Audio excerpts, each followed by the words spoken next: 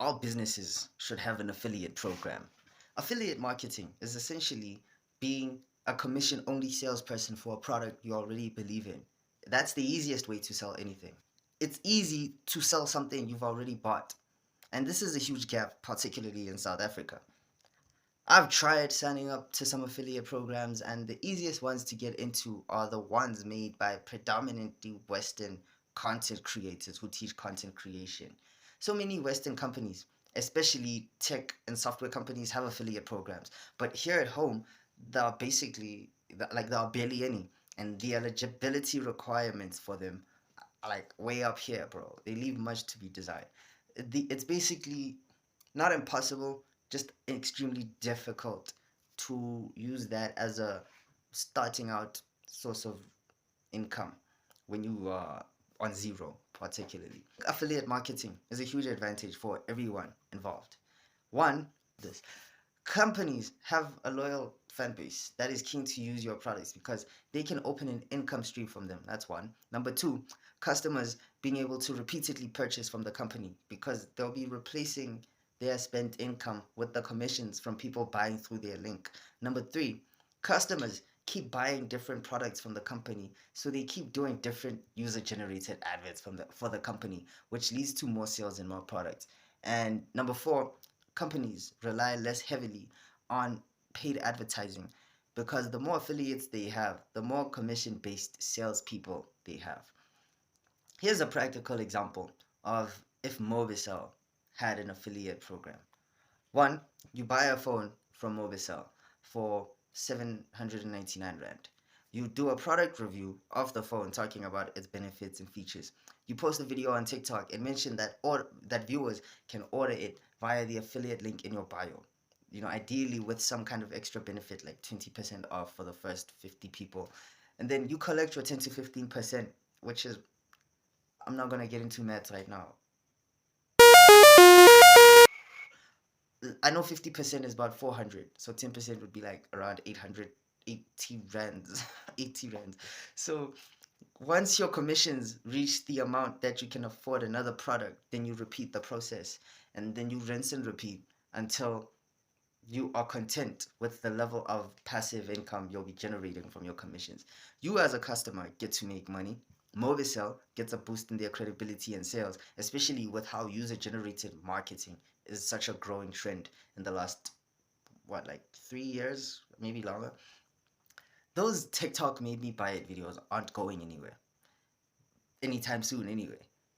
So yeah, these companies better start they better start taking the whole landscape of content creation seriously beyond just traditional advertising. So there are 7 billion people. Well, there are 8 now. There are 8. Okay, now I'm quoting Naval Ravikant. Naval Ravikant said there are 7 billion people on this planet. One day I hope there will be 7 billion monopolies. So to some, that idea might seem like a system that will eat itself, but it's not. And I'll explain why. Realistically, not everyone will be inclined to become a full time content creator from the creative approach anyway, but everyone can still leverage content creation in order to grow a business. So, say for example, every South African is doing some kind of affiliate marketing for a product. We won't all affiliate for the same products, but we'll all be on social media buying from each other's links instead of going to the stores. Usually before, what was tedious was going to the physical store and looking for the thing, and then online stores solve that where you can just search for the thing. But now you won't even need to go online and search for the thing because it's going to be on your friend's bio. Okay, so even when we do search on stores, there will probably be some content creator with an affiliate link to that product, possibly with some kind of extra benefit like 20% off. So some people might still go out of their way to find that affiliate link just to save $20. $20 is a lot, especially if you are outside of countries that use the currency dollar. So the companies hosting the programs are still going to be profitable because they're going to gain additional traffic for free, basically. And it's only going to bring more revenue their way. Additionally, they can set a threshold for how many content creators they allow into the program as a whole or for any particular product. So Mobicel, going back to the Mobicel example, they can either decide, okay, we'll only have 1,000 affiliates, or we will have only 100 affiliates for this phone, only 50 affiliates for this laptop. I don't know if Mobicel does laptops actually. I'm talking out of my ass, aren't I? But whatever. Okay, so we content creators will be on the ground consuming their products, then giving them feedback and receiving commissions from our sales. This will keep the companies accountable to a standard of service as well, because no content creator will want to affiliate for a shady product, because that's eventually what's gonna alienate their audience. And even the dishonest creators who are willing to do it for a quick bag will eventually be exposed. Pray the fakes get exposed. Okay, like even if the creator like makes sales for a trash product, the company will still have to refund the customer while having already paid the creator. So it's not worth the loss for either of them on a long enough time horizon.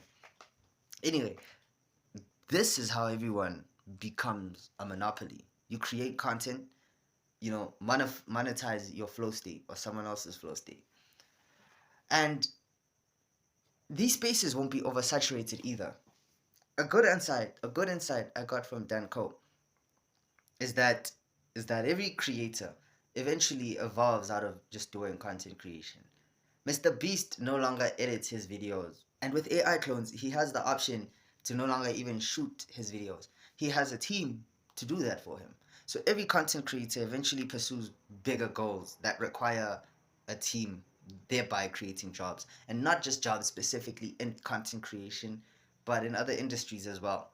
So, for example, Dan Coe went and started a software company, so he needed software engineers. Mr. Beast does large scale stunts, so he needs civil engineers. Dr. Andrew Huberman does extensively researched long form podcasts, so he needs clinical researchers, script writers, synthesizers, videographers, makeup artists. Okay, now I understand. I went back into like purely content creation, but it's just to paint a picture. And I know these are all Western examples, but it just goes to show how we non Westerners can close the gap, even just a little. We're currently in a window period where technology allows us to move at an almost similar speed to people in the West. So if we don't capitalize now, we run the risk of remaining behind these Western countries and these Western economies for even longer. Their tactics work for them, and they're so simple, so replicable. Why wouldn't they work us for us too? So anyway, as these individual content creators evolve and pursue bigger goals, they eventually leave the content creation space as a way to make money. But because it's digital real estate, it's still valuable. It's still ever growing. So it can only make more and more money over time. Hence, the creator economy is projected to be worth almost 500 billion by 2027. So get yourself a piece of this $500 billion pie, bro. As they evolve, as the creator evolves out of content creation purely, they don't post as consistently on the platforms that they've managed to master. They simply use those platforms as an occasional check-in or leave some useful insight for their audience, or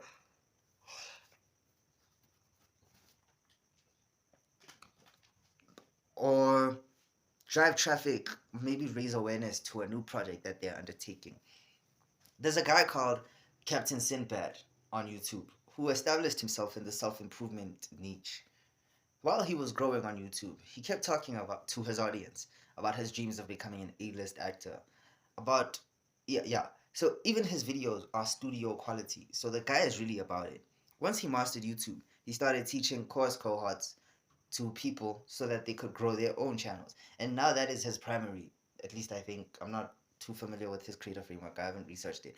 But last I noted, that was his new source of revenue. That made more than, just doing YouTube for himself makes less than teaching other people how to do YouTube, right? Because of how leveraged it is. So now he only posts like 5 times a year. Yeah, I think last year, yeah, he only posted about less than 10 videos. That might be a wild accusation. I'll have to go and verify that. Or I'll just chop that piece out of the video entirely. So even those few videos that he posts a few times a year still garner him a lot of revenue, because he's already built a huge audience, a huge loyal audience, and with evergreen content, he's continuing to gain more and more subscribers, more and more views. So that revenue stream on his own is now at a point where it's not only self-sustaining, but it's self-growing, while he actively pursues other revenue streams. He's fully automated money in one way. It also makes him a lot of money because the self-improvement niche is very lucrative on YouTube. It pays a lot per thousand views. I think that's what they call an RPM, revenue per mil. Yeah, the self-improvement niche last I noted was around $20. So $20 for a guy who gets hundreds of thousands and even millions of views, yeah, that's a beach kwama. Anyway, as he evolved out of YouTube, this left this left space for newer content creators to establish themselves in as authorities, in other niches or in similar niches and follow a similar path of evolution. One example of this is a guy called Jack Denmo, who also t- uh, who also does primarily self-improvement content.